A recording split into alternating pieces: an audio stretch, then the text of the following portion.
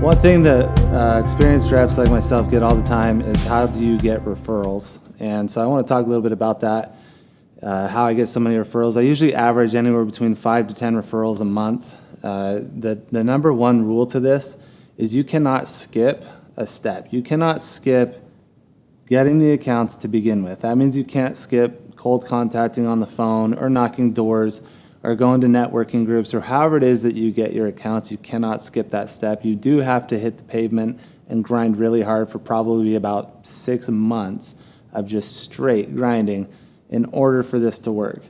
Or you can go 1 year of half grinding if you would like. You do the math on it. But once you have an entire list of customers, that's the only way this is going to work. So you can't skip that step. First thing I do is I don't hover.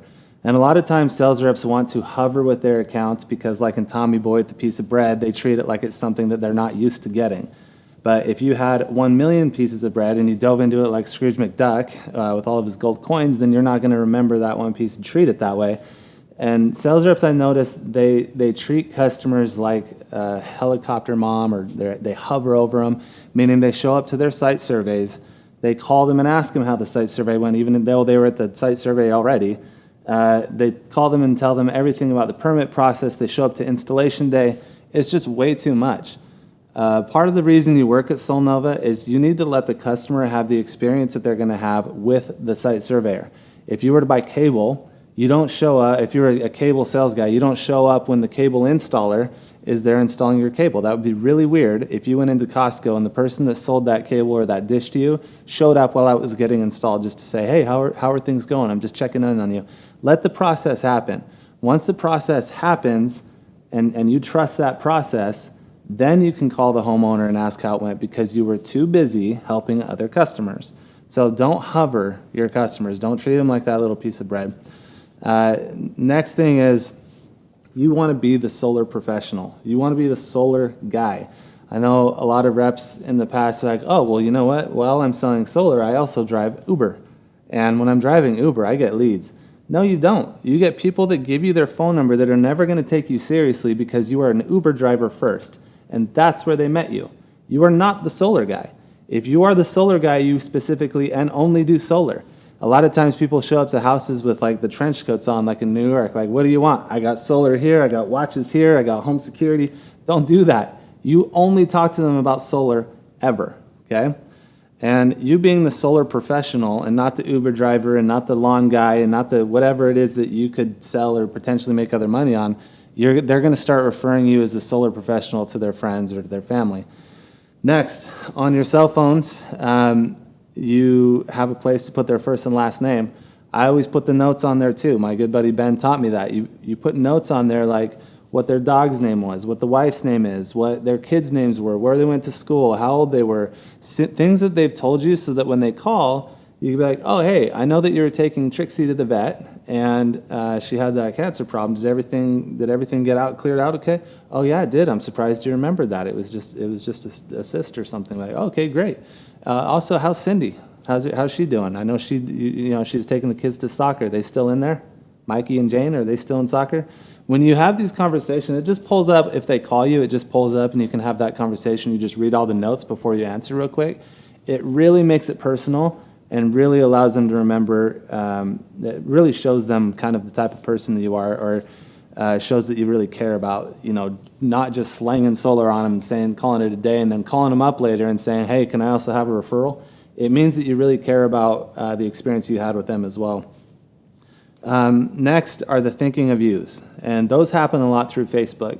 So if you talk to someone about swing set, maybe they talk to you about a funny YouTube video they saw on someone on a swing set. Well, as you're scrolling through Instagram or you're scrolling through YouTube or whatever it is, if you see another one, send that to them on their Facebook and be like, hey, I saw this and thought about you from the last time we talked about this.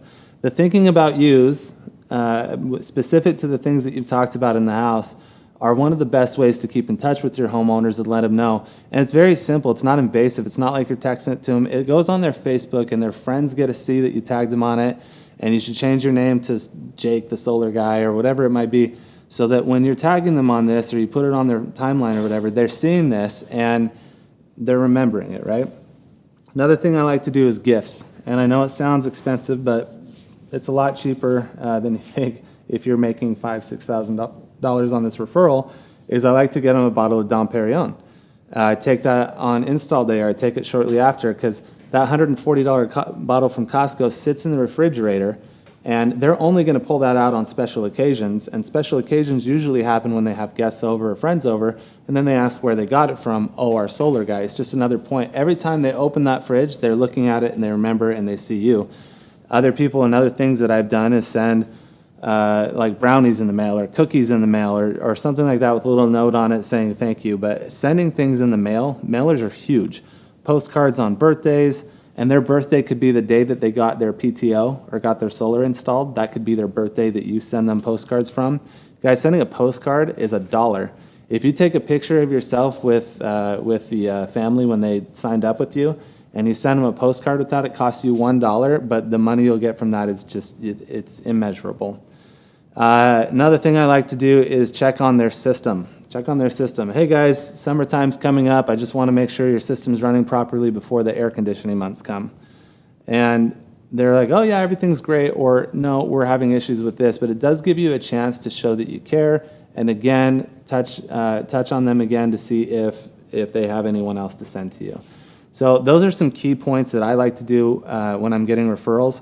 I usually do all of those things. I don't skip and do one of them or two of them.